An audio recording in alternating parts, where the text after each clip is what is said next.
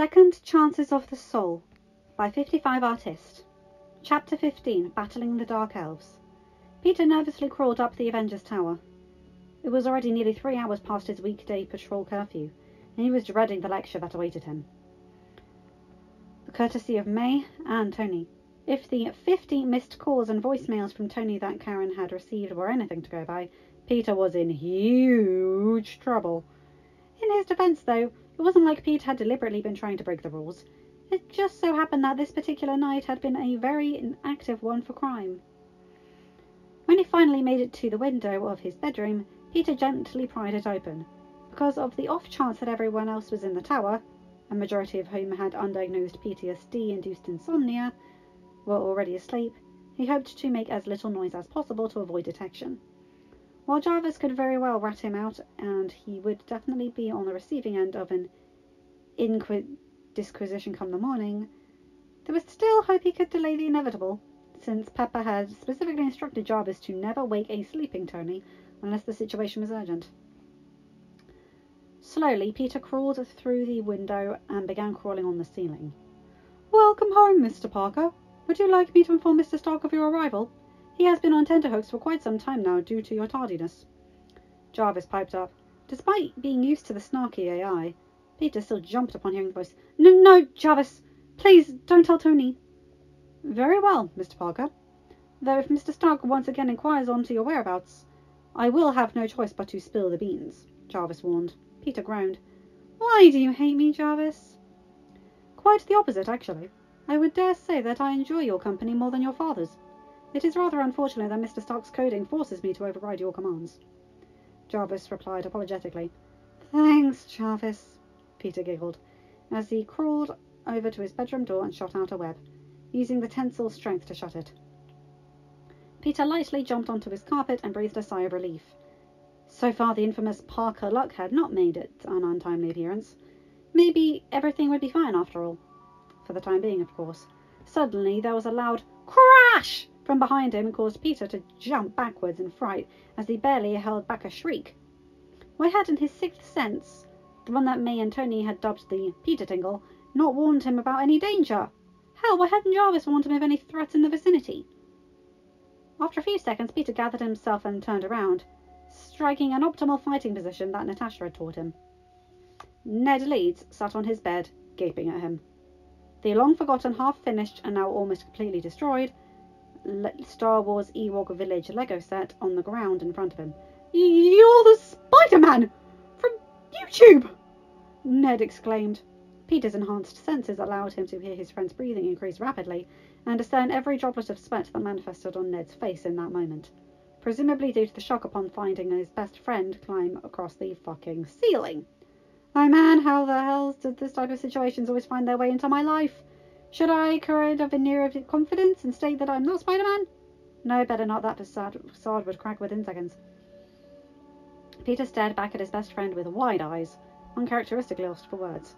"Actually, I do know what to do instead. I should play dumb. Yeah, that should work. Well, what's a Spider-Man?" "That sounds like some kind of arachnid disease or something," Peter blurted out anxiously. "Not that dumb! Damn it, I am such an idiot." When it finally registered in his head what he had said, Peter had to restrain himself from slamming his head into the wall. He and Ned had literally spent 2 hours fanboying, while Ned fanboyed while Peter nervously nodded in the right places, proud that his best friend's favourite superhero was Peter himself, even if he didn't know it. Over Spider-Man's YouTube videos less than a week ago, Ned was unequivocally aware that Peter knew exactly who Spider-Man was. "Dude, you were on the ceiling!"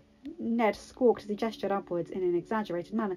"No, I wasn't," Peter denied, once again frustrated with his lack of ability to come up with a good lie. Natasha would be ashamed if she were in the room.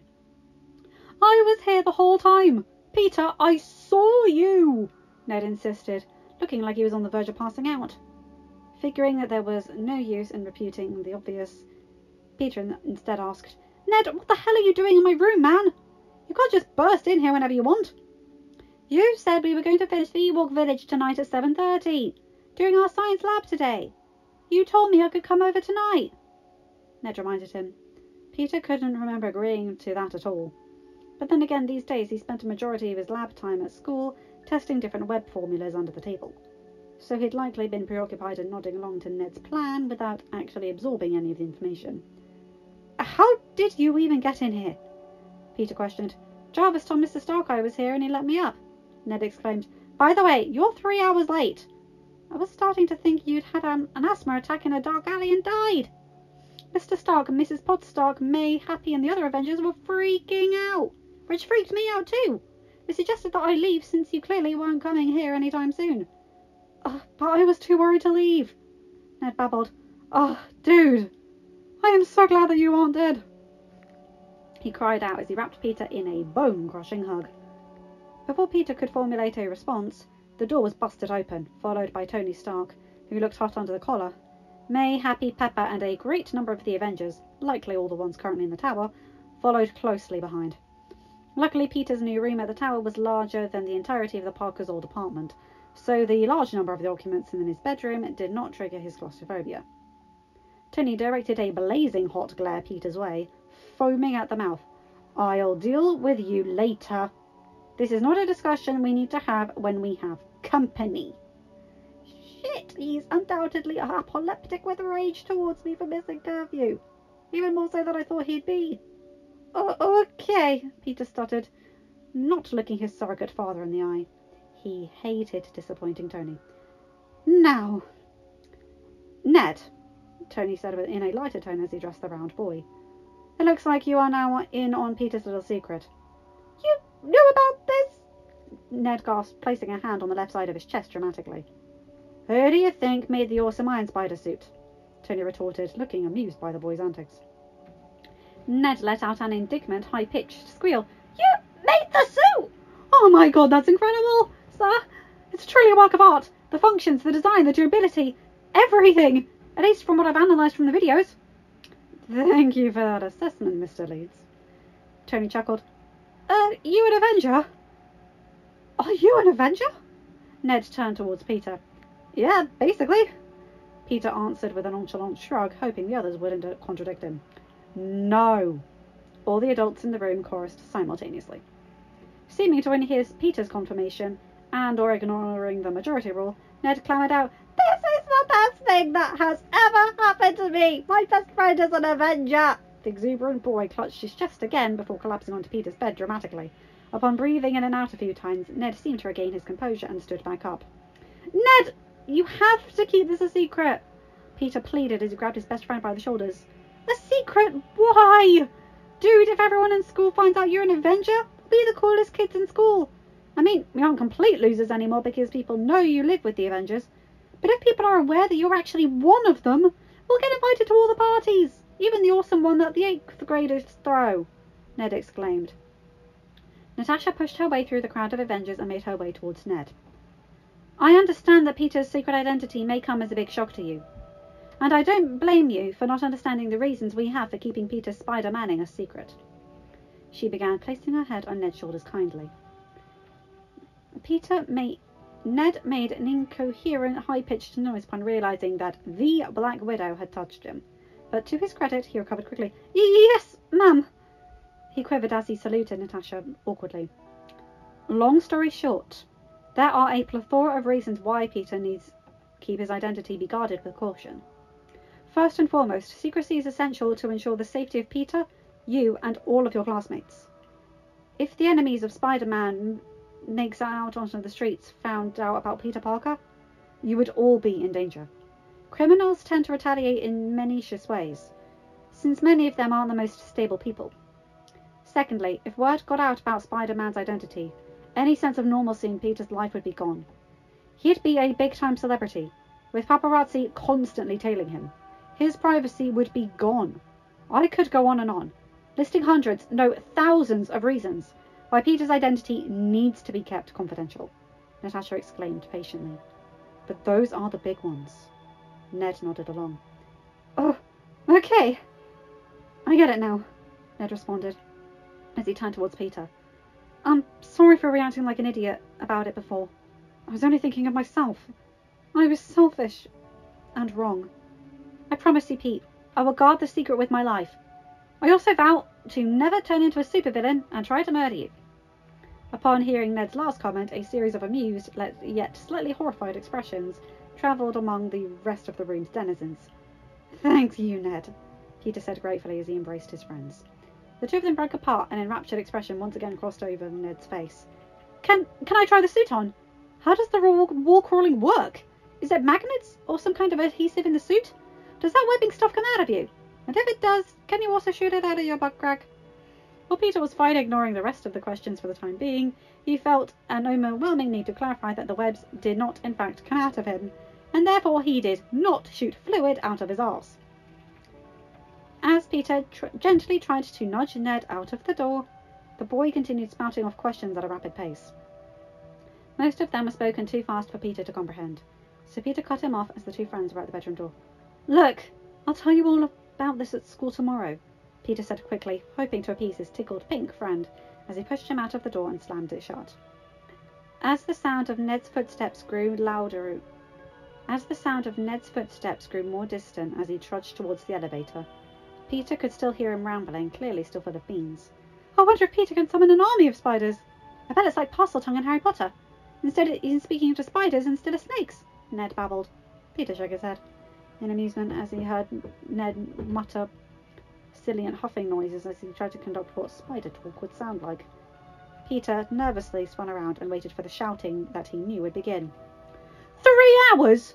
You got home at 3 hours past our agreed curfew on school nights, and you couldn't even bother to answer your phone to let us know you hadn't kicked the bucket! Tony spat out, his face an unnatural shade of red. And when I tried to patch my calls through anyway, and you're using my override protocols, I was informed by a little bird that you and your brother had hacked the suit to not prevent any of my safety measures from working. Damn it, Harley, you promised you wouldn't tell anyone. You mean the functions you put in my suit that violate my privacy and allow you to essentially stalk me? Peter retorted, while he logically knew that it was currently not the right time to talk back to his mentor. The constant surveillance was a sore spot between them. While Tony had insisted he wouldn't overuse any of the functions unless there was an emergency, Peter learned from Jarvis that Tony routinely watched live footage of Peter during his patrols, which was definitely not part of the agreement. It frustrated him to no end that despite all the good he had done as Spider-Man, Tony still didn't trust him. Those safety protocols were part of our deal when we decided you could be Spider-Man, May retorted sharply. You are just a child, Peter. You shouldn't even be doing this at all. Every time you go out in that suit, I worry that you won't make it back, she added, her voice cracking as tears welled up in her eyes. Peter felt a lump rise up in his throat. The last thing he wanted was to put May through hell. She had been through so much already. I'm sorry, May, he said sincerely, pulling his aunt into a hug. When he pulled apart, Peter grabbed a tissue from his desk and gently jabbed the tears that had fallen on his aunt's cheeks. Peter swore he saw Tony's face soften briefly upon witnessing the exchange, but it was gone within an instant, and the incandescent look once again took over. Sorry doesn't cut it, kid. You can't just disappear on us for hours on end without even a quick text telling us you're okay. I know, I screwed up, Peter admitted, but I had a good reason for everything. I was going to head back around 6:45, but there was this girl who needed help. Something horrific would have happened if I hadn't stepped in. That doesn't explain why you were 3 hours late. Surely helping that girl didn't take you too long, Tony inquired. Well, after that, Karen's line to the NYPD or police office scanners kept going off. It was just one thing after another, and I couldn't just leave them, Peter explained. That's not your job, Pete. There's a reason why the boys in blue exist. They receive extensive training to deal with all kinds of threats, and they are more than capable with dealing with those calls, Tony answered gruffly. I understand that you are just trying to help, but it isn't okay for you to be out there at the expense of your well-being. I won't allow it. Peter scoffed at his mentor's hypocrisy. You're the one who's always going off risking your life for the greater good. So isn't it like you've been a great role model in that area? Peter riposted. That's because I'm an adult, and saving the world is actually my job. You're not even close to being legal yet, which means your brain hasn't become fully developed, which makes you unequipped to make life or death decisions, Tony shouted. Oh great, he's using the I'm an adult so I know better argument. When will parental figures realise that the adult versus child offence is literally the least cognitive justification ever? Rolling his eyes in irritation, Peter said, "Well, ever since you announced yourself as Iron Man, I've idolised you. So if anything, this whole Spider-Man thing is your fault." "What did he just say?" Tony barked, undoubtedly raising a finger in preparation to scold Peter in return. Peter stepped backward, raising his hands in surrender. Despite being physically stronger than Tony, the man knew how to radiate intimidation. "I take that back. I take it back. I'm sorry. I just thought that maybe flattery would work on you," Peter added sheepishly. "You thought wrong, young buck," Tony clipped. "Did it not work because deep down you know that my favourite superhero is Thor, not Iron Man?" Peter teased, trying to ease the tension. The offended facial expression that replaced Tony's more serious one clearly displayed his bruised ego, which was quite satisfying for Peter. He couldn't help the triumphant smirk that took over his face as Tony wrestled with the idea that Peter preferred Thor over Iron Man. "I was going to ground you for 1 month. But just for that snarky comment, I'm extending it to 2 months. That means you will only be allowed to go to school and the tower, and I'll be confiscating the suit for the duration of that punishment. So that way, I can not only reinstall all of the necessary surveillance protocols, but also ensure that you don't go sneaking out at an ungodly hour to help a cat out of a tree," Tony stated fervently, his body language conveying that there was no room for negotiation.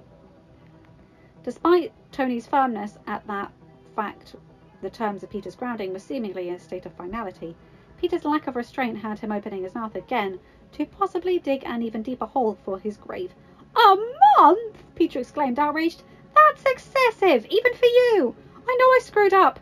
Can't we talk about this? It's an inquisitive amount of retribution to pay for a crime as minuscule as missing a curfew to help the citizens of New York.